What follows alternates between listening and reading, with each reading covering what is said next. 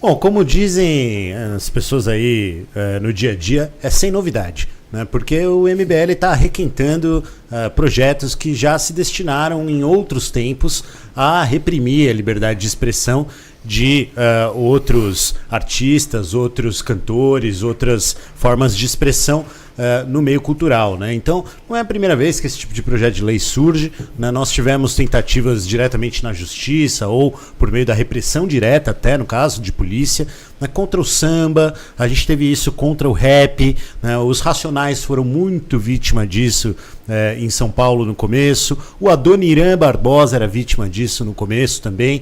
Então eu não vejo que a gente esteja aqui trazendo um tema novo. Eu acho que o MBL, por alguma razão, esconde que o que eles fazem, o que eles querem propor, destina-se exclusivamente aos temas de criança e adolescente. Não sei porquê, Rodolfo, mas o projeto corretamente se preocupa com crianças e adolescentes, mas não diz que se trata de uma lei que quer preservar esses direitos e que, portanto, se destina a eventos com participação de criança e adolescente, que eu acho que é até um mérito, Renato. Mas para isso já existe o Estatuto da Criança e Adolescente, que é uma lei bastante consolidada e que eu gostaria de ver pessoas de um campo político diferente do meu respeitando com maior afinco, né? Eu gostaria de ver o ECA sendo levado a sério, não só na hora de a gente tentar reprimir uma expressão cultural que vem da periferia, que tem suas contradições, mas que descreve o dia a dia, muitas vezes, dessas crianças, adolescentes e pessoas periféricas que estão nessa condição que está lá na música, né? Eu acho que precisa aprofundar um pouco sobre quais mecanismos efetivamente garantem a proteção de crianças e adolescentes, ao invés de tentar sair na mídia contra um rapaz aí que tem aí a sua história, tem as suas contradições, como eu disse, mas que está tentando descrever uma situação que é importante de ser mudada na prática e não apenas nas redes sociais do MBL, né, Renato? Leandro. Bom, vamos lá. Primeiro a comparação de Adoniran Barbosa com Oruan, né? O cara que é filho do Marcinho VP, que pra quem não sabe é líder do Comando Vermelho e que tatuou em seu próprio corpo, Leandro. Diga. Acho que a gente aqui que de alguma forma trabalha com televisão, com comunicação, é importante dizer que tatuou no seu corpo o Elias Maluco, que foi um sujeito que basicamente matou, né? Sequestrou, matou e depois picotou um sujeito que era o Tim Lopes, um jornalista que estava investigando casos de pedofilia no Comando Vermelho, né? Então a gente tá... Esse rapaz que tem a sua história, que você tá dizendo, é esse vagabundo. É um cara que vai e tatua no seu próprio corpo um assassino de jornalistas.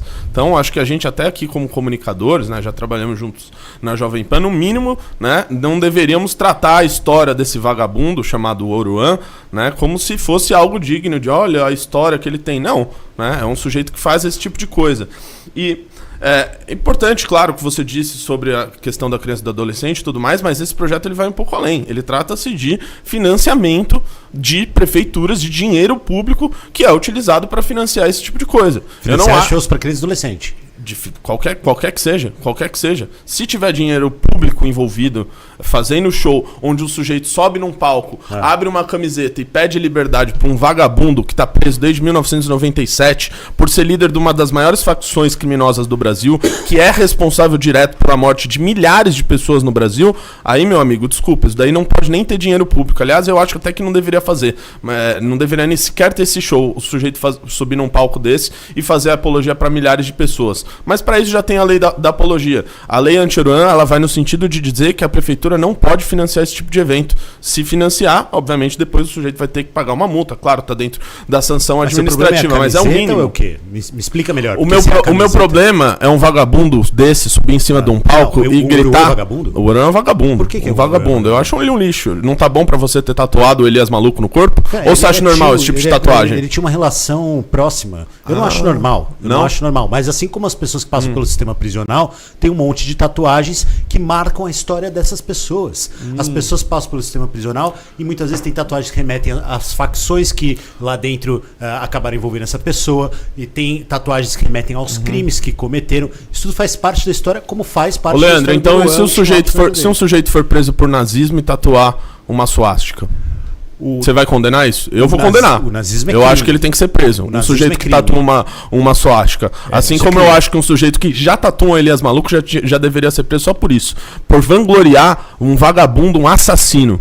Só por isso. Pois é, mas ele tinha uma relação em que eu acho que ele pode ter a relação que ele tiver não importa. Na vida dele. Não importa. Assim como a pessoa que passa pelo sistema prisional tem, às vezes, até o artigo da lei do Código Penal que é relacionado ao crime que ele cometeu tatuado. E aí, você vai querer prender essa rapaziada aí só porque tem uma tatuagem? Porque senão você vai estar limitando, né, apenas ao Oruan o projeto de lei, que necessariamente deveria, por técnica legislativa, ser mais genérico e de aplicação mais ampla. Né? O projeto é bem de aplicação ampla, né? A gente fala do nome do Oruan, assim como todas as outras. Qualquer projeto de lei no Brasil, você sabe muito bem isso, acabam recebendo um nome, um apelido. A PEC do teto, ela não está falando do teto de uma casa, né, minha gente? Ela está falando de uma maneira simplificada ali o que significa a questão fiscal do país. E é justamente por isso que a lei anti-Oruan tem este outro nome. erro, o PEC do teto era outro erro. Outro erro, né? Se você quiser discutir aqui, a gente discute. Vamos manter no Oruan. Você me perguntou, né? Então o que você considera? Eu considero que um sujeito que suba em cima de um palco e cante como se fosse a coisa mais linda do mundo, Comando Vermelho RL até o fim, como esse vagabundo fez, eu acho que um sujeito só de fazer isso daí já devia sair direto pra cadeia. Porque a gente tem lei de apologia ao crime nesse país, né, que dá a detenção de 3 a 6 meses. Eu acho pouco, acho que essas leis tinham que ser... A pena delas tinha que ser majoradas, mas só por isso já seria o suficiente para isso. Agora, Lei 287 do Código Penal. Perfeito, Rodolfo. E eu acho uma coisa curiosa aqui, que eu já nem sei mais, o Rodolfo. Hoje de manhã saiu algumas notícias sobre esse sujeito. Ter sido acompanhado até a delegacia, né? Exatamente. Eu já falei, olha, eu acho que eu não vou precisar nem debater, porque o objeto vai ter... O objeto já se perdeu, né? Porque o cara foi preso encobertando dentro da casa dele um sujeito da facção criminosa Comando Vermelho, do qual o pai dele é o fundador. Então, assim, eu falei, eu vou lá discutir o quê? Com o Leandro Ferreira, ele vai querer me dizer que o Oruan não faz apologia ao Comando Vermelho, ao crime organizado? Bom, isso? Não quero cair aqui num debate jurídico, mas só de você...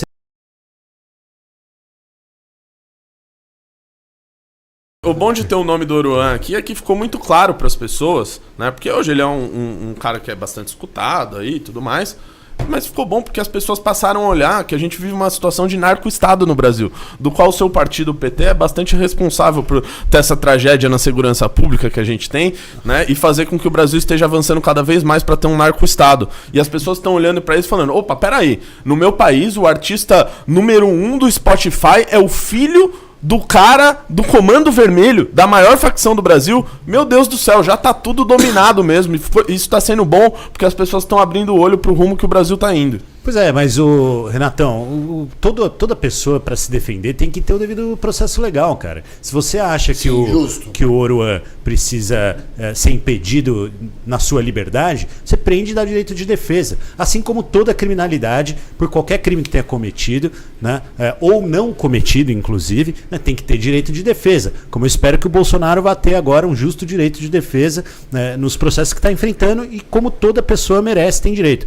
Né? Agora, você dizer que uma hora quer pegar o Oruan, outra hora quer proteger criança e adolescente, outra hora quer vagabundo no narcotráfico, assim, me parece que é muito mais jogar pra galera do que efetivamente estar preocupado com uma questão de proteção, né, de criança e adolescente, ou exposição a uma cultura que talvez, apesar de descrever a realidade de muita gente, você tenha desacordo. Agora, você vem aqui e fala assim, hoje o Oruan é o artista mais ouvido no Spotify, mas há pouco tempo era algum sertanejo que tem uma música do tipo, vai sentar, vou beber, e você não está questionando por que a prefeitura continua pagando cachê para esse tipo de artista, e sem restrição de idade, por exemplo, em shows, como no Réveillon da Paulista, que é a prefeitura do Ricardo Nunes, que vocês estão lá ajudando a gerir, né, coladinhos, tá lá pagando artista que tem letras tão maléficas quanto para o escopo de criança e adolescente, que foi o seu primeiro ponto aqui. Leandro, quem defende que o dinheiro da saúde, da educação, da segurança não. tem aqui para financiar artista é você. Eu não defendo. Não. Eu acho que deveria ter uma lei que as prefeituras, enquanto elas não cumprirem com índices mínimos de garantia de educação, de alfabetização, de proteção de saúde, eles jamais deveriam gastar o dinheiro do povo para financiar artista, qualquer que seja.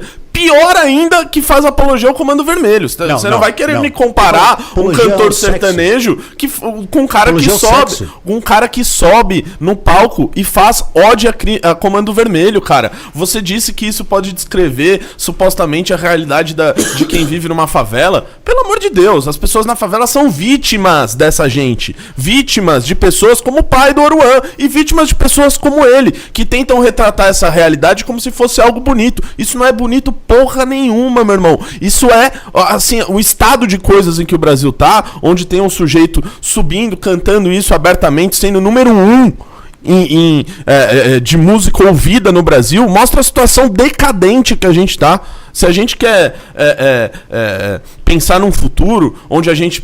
Você falou de direito de defesa, eu acho importante isso. Eu acho que o Oruan deveria ter todo o direito de defesa. O direito de defesa ele tem de se defender de você chamando ele de vagabundo aqui. Ele vai lá e me chama de novo, ele me processa. Se eu estiver contando uma mentira, sobre ele pode me processar a hora que ele quiser. Ele só não faz isso porque ele sabe que o que a gente tá falando sobre ele é verdade e ficou comprovado hoje quando a polícia bateu na porta dele e o prendeu por estar cobertando um bandido do Comando Vermelho, entendeu? Que você tá tentando defender aqui.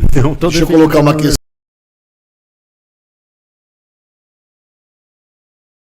de livre manifestação artística. Então, eu acho que deve ter, por exemplo, controles sobre acesso, né, idade para acesso aos shows. Acho que deve ter, né, não só pela questão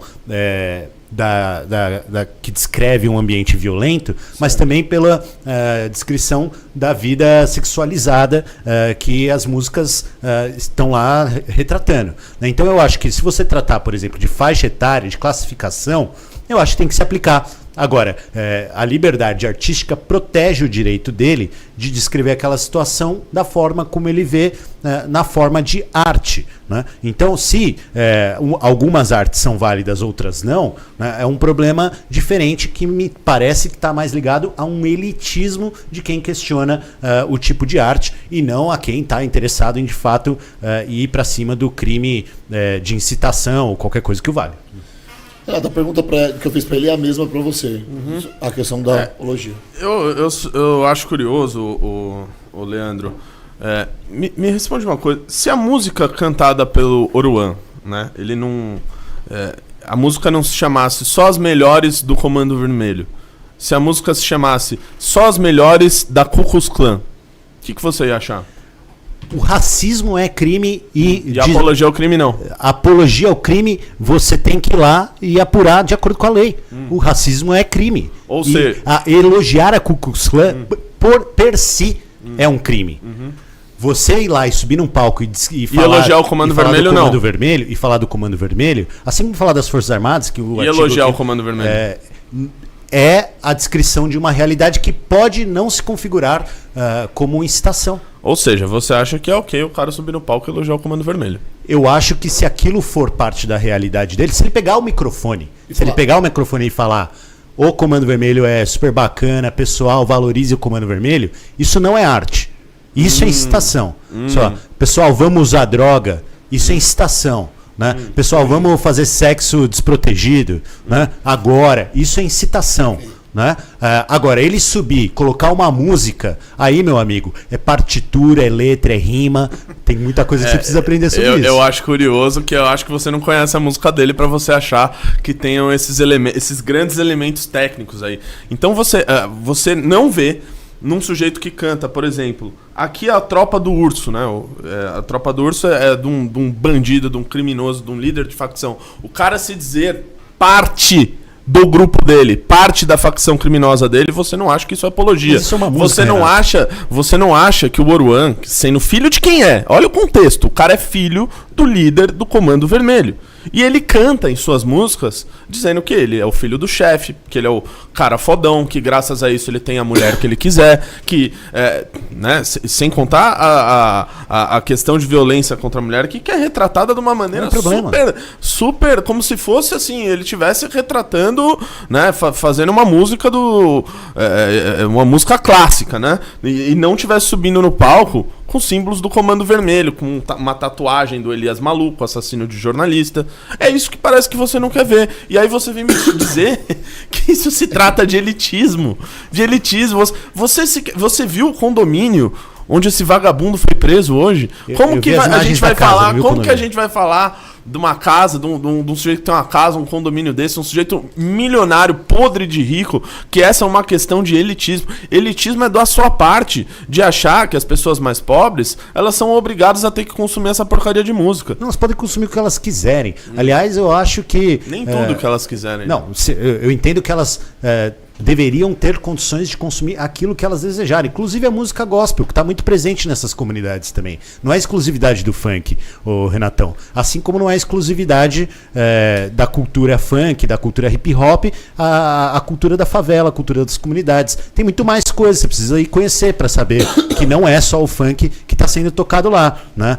Então eu acho que se é pra gente entrar no debate é filho de quem, eu acho que tem um monte de agroboy, cantor, que paga para tocar em rádio, que é filho de desmatador, que bota fogo no cerrado. Então, e aí, o que a gente vai falar? Vai falar que o agro é legal, lá o agro é pop, e isso é apologia ao quê? A queimada? Não acho, porque é uma arte que está sendo cantada, né, que descreve a realidade daquela pessoa, né, e que você entende como sendo correta, porque não é essa de um menino favelado que nasceu numa família que tem todos os problemas que tem. Porque não é legal, Renatão. Não deve ser legal ter o pai preso e crescer com o pai preso, cara. Mesmo tendo condições que, do ponto de vista do conforto, são boas, a gente sabe que o dinheiro deve ter vindo de atividades criminosas, né? Mas pai preso, cara, não é legal, cara.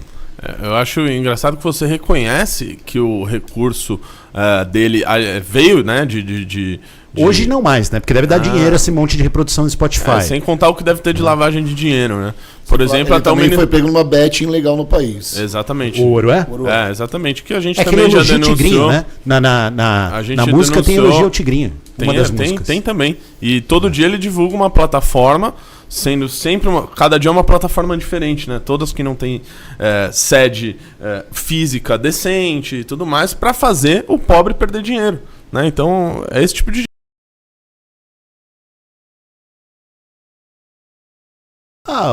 Rodolfo, eu acho que por esse lado a gente uma pergunta, tá? Eu tô querendo te escutar. Eu tô aqui tentando me colocar num lugar também um pouco que é muito diferente da realidade da maior parte das pessoas, né? Sim. Mas é um lugar assim. Não deve ser bom crescer num ambiente que, do ponto de vista da estrutura física, do conforto, como eu disse aqui, dos bens, do luxo, é favorável, mas que tem gente circulando com um fuzil o tempo todo em casa. Não deve ser legal crescer num ambiente onde você é exposto, né, a uma estrutura familiar problemática em que as pessoas entram e saem da cadeia, né? Mesmo as suas referências, né, são mortas em confronto com a polícia, mesmo que sejam referências de amigos. Então não dá para dizer assim, porque cresceu numa casa confortável, dentro ou próximo da favela, né, que teve uma estrutura protegida dessa realidade que ele descreve. Pelo contrário, eu acho que você ter... aliás, é crime, inclusive, pelo próprio ECA, né, expor crianças, por exemplo, a um ambiente armado, a um ambiente de tráfico, pessoas usando droga o tempo todo, pessoas vendendo droga, conflito com polícia, né, milícia. Esse tipo de coisa não é normal. E eu acho que esse tipo de coisa tem que ser inibida, né? Agora, dizer que a realidade dele não é essa que ele canta, me parece que não é exatamente por aí, só porque ele cresceu numa casa que, do ponto de vista da infraestrutura, é bem estruturada. Porque do ponto de vista familiar, do ponto de vista da sua comunidade, os africanos, Rodolfo, tem um ditado que você precisa de uma comunidade para criar uma criança. Né? E aí, pai preso, mas mandando dinheiro do tráfico é uma coisa, mas e a comunidade no qual essa criança está inserida? É a rede de apoio, né? É a rede de familiares, são as suas referências. As referências do Oruan provavelmente são péssimas. sejam elas pai, mãe, sejam elas amigos, lideranças comunitárias, referências religiosas e assim por diante, né? Tem até, eu estava lendo hoje de manhã, né? A imprensa está cobrindo muito, não sei se o Renatão viu, mas a irmã dele é cantora gospel, viu, Renatão? E tá lá cantando na favela música gospel. Também provavelmente apoiada por dinheiro do tráfico, mas também cresceu de uma forma diferente. Então é complexa a realidade e não dá para dizer que o que ele canta, ele não viveu. Não, é que você tinha dito que talvez não teria uma música onde o sujeito dizia que o Comando Vermelho é legal e tudo mais, eu vou te... Não. Só... Falar, eu disse tá. Na hora que canta, muda. Quando canta tá numa partitura ritmada, rimada, tá. Então, uma construção. Mas pela sua lógica... Uma construção artística. Mas pela sua lógica, numa partitura rimada, construída, o cara podia fazer apologia ao nazismo. E não pode. Não, porque isso é crime. E não pode. Isso é crime. Apologia ao crime também. Apologia ao crime também. Racismo é crime. Apologia ao crime também. Racismo é crime. E apologia ao crime também. Apologia ao crime. Então manda lá o Ministério Público apurar. Então manda lá o Ministério Público apurar. Olha lá, o cara, ele canta músicas, tá? Acho que é importante pra audiência saber, né?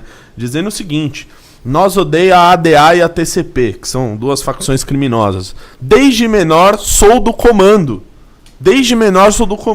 Tropa do general com vários parafal. Parafal é uma arma. O cara vai lá e canta coisas, por exemplo, né? Comando Vermelho RL até o fim. RL é o Rogério Lengruber, que é um dos fundadores do Comando Vermelho. Ou seja, o cara tá cantando: eu sou o RL, eu sou o Rogério Lengruber, que é um dos fundadores do Comando Vermelho. O cara se coloca como parte disso e mostra em todas as músicas que é legal e que vale a pena você fazer parte de uma organização como essa. Basta ver que em todas essas músicas sempre tem um confronto com polícia, sempre vangloriam. Renato, tem confronto com a polícia todo dia na favela. Sim, cara. E eles vangloriam. Dizem que quando o alemão sobe o morro tem que metralhar mesmo. É isso que tá nesse tipo de música. Isso é apologia ao crime, meu irmão.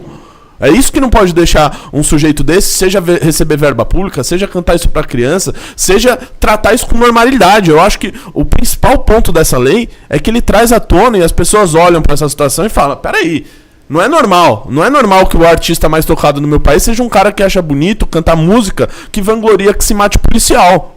Pera lá.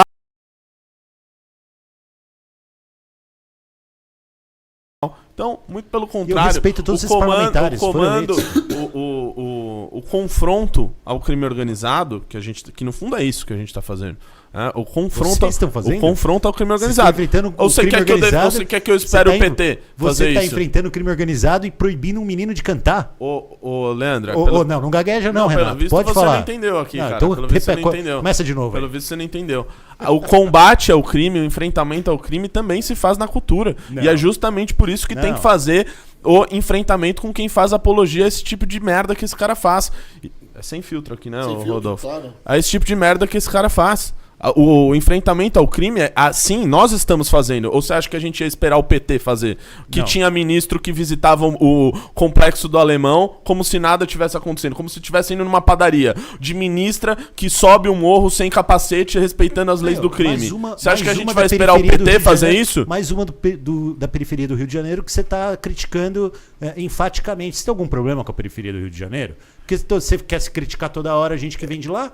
Então, Renato... Não, eu acho que quem tá com problema com a periferia do Rio de Janeiro é você, porque você quer manter as pessoas lá. Você quer manter as pessoas lá. Você defende, por exemplo, a DPF do Edson Fachin, que não permite fazer operações policiais lá. Esse que é o problema. Eu já acho diferente. Eu acho que favela tem que acabar. Eu acho que tem que ter urbanização. Aquelas pessoas têm que morar em lugares decentes e não em cima do morro. Essa é a diferença.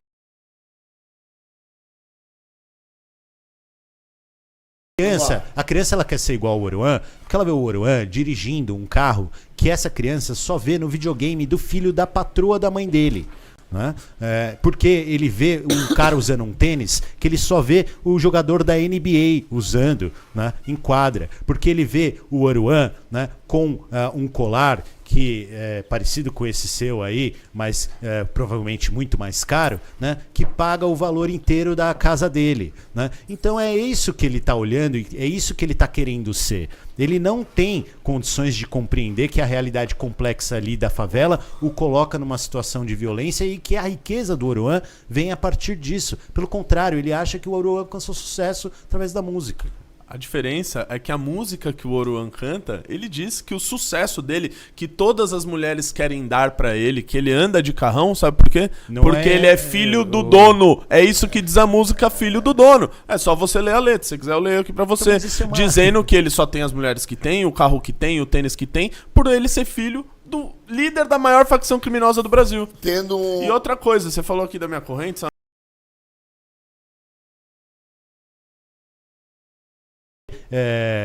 Qualquer uma dessas facções, elas não tem uma lei anti-CV, uma lei anti-PCC. Só vocês agora que inventaram essa história de anti-fulano, anti-ciclano, né? Vocês são os antes. O pessoal do Corinthians fala que tem um monte PT de anti, pra né? fazer alguma lei contra o Comando Vermelho e o PCC não vai ter, porque né? Afinal, tem diálogo cabuloso. A lei é com o contra PCC, todo crime. A lei é contra todo crime, não é contra as facções. Uma figura específica que vocês tentam impor um tipo de punição ou de carona. Exatamente. Você está certo nisso. O PT não tem leis contra, por exemplo, o Comando Vermelho leis. Ou contra o PCC. Tem muitas leis a favor, né? Como, por exemplo, agora que está tentando passar esse projeto aí, Pena Justa, né? Que é basicamente defender que preso, que gente que cometeu os mais diversos crimes aqui, né? Estupro, que faz parte de organização criminosa, que matou, cometeu latrocínio, tenha mais folga na cadeia porque vivemos um racismo estrutural e eles são os coitadinhos vítimas da sociedade. É isso que o PT defende. Longe isso é uma prioridade do PT. Coisa, né? Nem de longe isso é uma prioridade do PT, do governo então, por Lula. que fez parceria com o CNJ para passar esse tipo de coisa? Por que vocês não fazem projetos para endurecer a pena? Por que o PT não defende isso? Por que vocês não apoiam, por exemplo, o projeto do Kim Kataguiri que aumenta a pena para roubo, furto e receptação?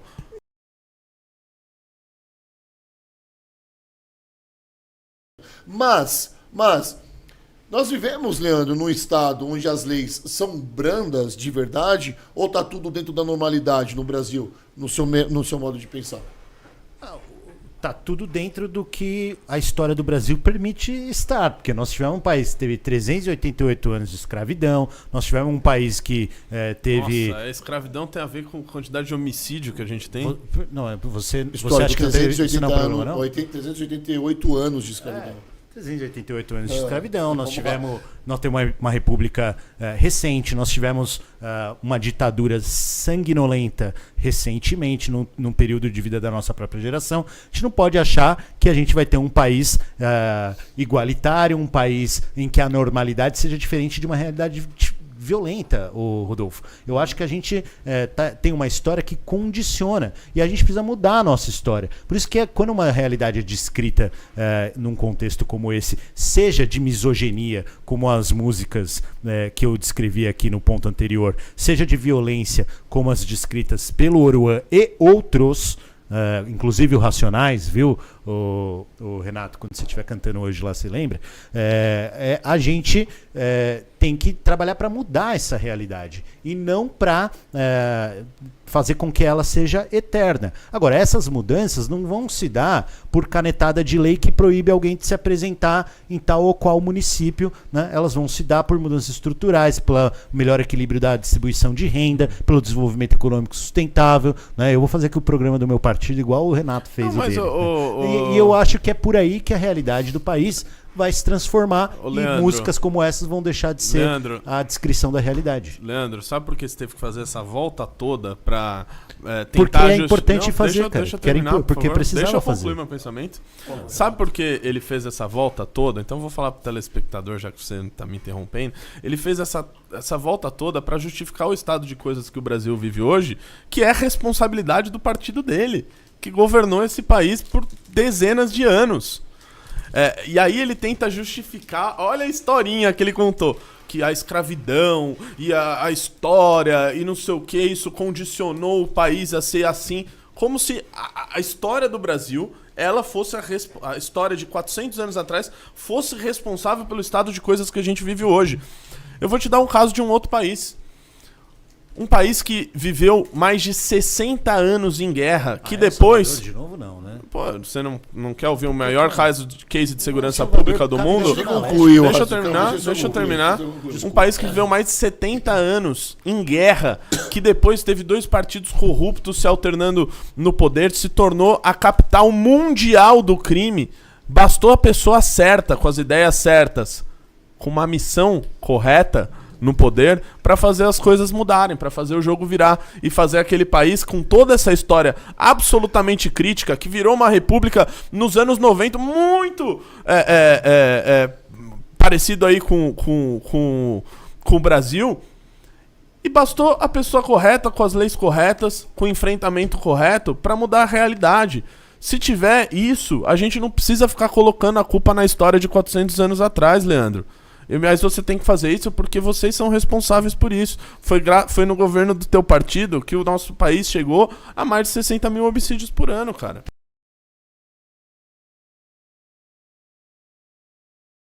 Assustar o Renato e talvez gerar muita dúvida na audiência, né? Mas todo mundo sabe que manter as pessoas encarceradas, né, as coloca mais vulneráveis diante das facções. Elas ficam mais dependentes das facções, porque nas prisões as facções têm um papel proeminente na regulação do dia a dia, no fornecimento das condições de vida, né, na imposição de rotinas e tudo mais. Então, é a famosa história de que prisão é faculdade para bandido, né? Então, a gente não pode expor pessoas que cometeram delitos que não são tão graves assim a essa condição em que ele vira refém para depois virar membro da facção. Renato. Leandro Ferreira. Renato Batista. Presídios no Brasil realmente são escolas do crime. E eu acho que o governo federal... Você quer mandar mais gente pra lá, cara? Eu acho que quem comete crime tem que ser punido. Não sei se você sabe, o direito penal vem pra isso, né? Para fazer toda punição é mandar pra escola do crime. O direito penal... Deixa eu concluir. O direito penal, ele vem não pensando em ressocialização. Ele vem para fazer justiça, principalmente aos familiares das vítimas dos bandidos, certo? Então quem comete o crime, quem faz algo errado, quem faz algo à margem da lei, tem de ser punido para isso. Tem que ser punido para isso. Agora, não me venha justificar que por incompetência do governo federal, os presídios brasileiros federais é responsabilidade de quem? É do Rodolfo Maris? Não, é do governo federal, né? Tanto é que até presídio de segurança máxima no Brasil virou palhaçada, virou circo. Tem gente escapando. Bandido de alta periculosidade escapando de presídio de segurança máxima no Brasil. Isso é responsabilidade do governo federal. Então não me venha querer jogar a responsabilidade do partido de vocês como um motivo para que você não prenda quem cometeu um mal feito. Eu acho que a cadeia, já que você falou sobre isso, eu acho que há casos em que não há como uma pessoa ser ressocializada. Eu até me surpreendi que você concordou aqui que pessoas como Marcinho VP não devem ser ressocializadas. Cometeram crimes bárbaros, né? Cometeu crime bárbaro, deve apodrecer lá, né?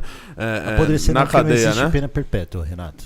Não existe aqui. Não existe aqui, né? Aqui, infelizmente, é só 30 anos. Eu acho que deveria, no mínimo, 40. eu acho que podia até aumentar.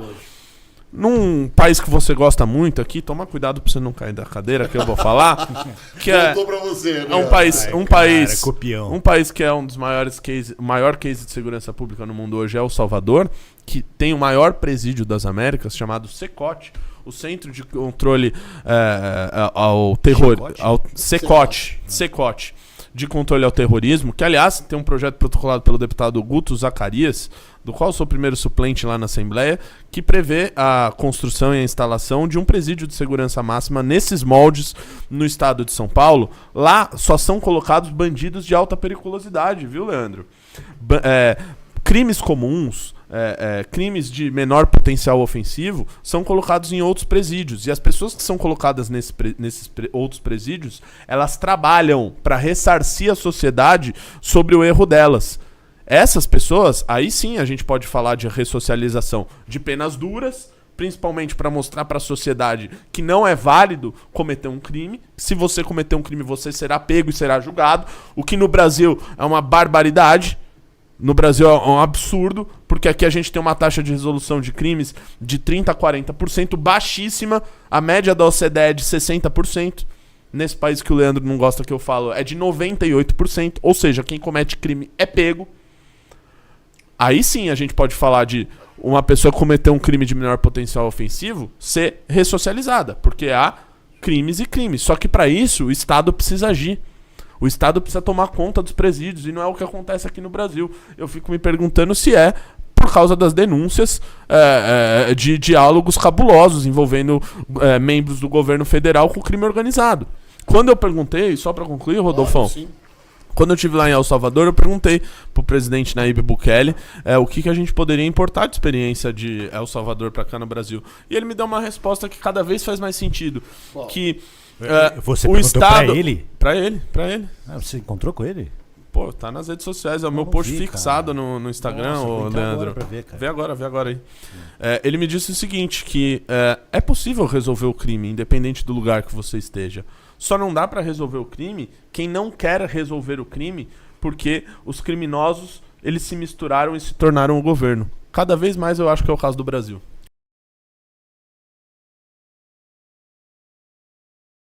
E eu te dou um exemplo de um país muito maior do que El Salvador, que está aqui do nosso lado, que é a Argentina. A Argentina tem 50 milhões de habitantes, mais ou menos, algo em torno disso. A primeira visita feita pelo governo do presidente Javier Milei, com a sua ministra da Segurança, Patrícia Bullrich, que foi a terceira colocada na disputa presidencial, a primeira visita que foi feita, ela foi para El Salvador. Inclusive, ela foi lá 2 semanas depois que eu tinha voltado de lá. Por quê? A meta do governo argentino era aplicar o chamado Plano Bukele, o plano de El Salvador, o que foi feito em El Salvador em uma escala maior na Argentina. Eles começaram a aplicar, seja na construção de presídios, seja no endurecimento das penas, seja nas operações militares e policiais, que El Salvador realizou o maior deslocamento militar e policial da sua história para resolver o problema em determinados lugares, que eu acho que a gente deveria fazer no Brasil. Fazer um grande deslocamento policial e militar em áreas de favelas, onde o crime organizado se esconde, e só sair de lá quando o último criminoso sair daquele lugar, que foi o que foi feito em El Salvador. A Argentina fez isso. Utilizaram essa movimentação policial e militar em uma região chamada Rosário, que é a região mais violenta da Argentina, onde tinha várias trocas de tiro. O resultado, eles já diminuíram a criminalidade lá, só nessa região aí, em mais de 50%. E chegaram agora, no governo Milei, até a menor taxa de homicídios da série histórica da Argentina. Isso é um feito gigantesco e ainda está só no começo. Então, pô, a gente tem um exemplo de um país gigante aqui do nosso lado que a gente pode olhar e falar, pô, tá dando certo, vamos copiar. Só que não, o que a gente tem aqui no Brasil é programa Pena Justa, pensando em, ai, coitadinho do preso ligado à facção criminosa, vamos ressocializar esse anjinho. Pelo amor de Deus, os exemplos já estão dados aí no mundo, basta ter vontade política e não ter governo com alinhamento com o crime organizado.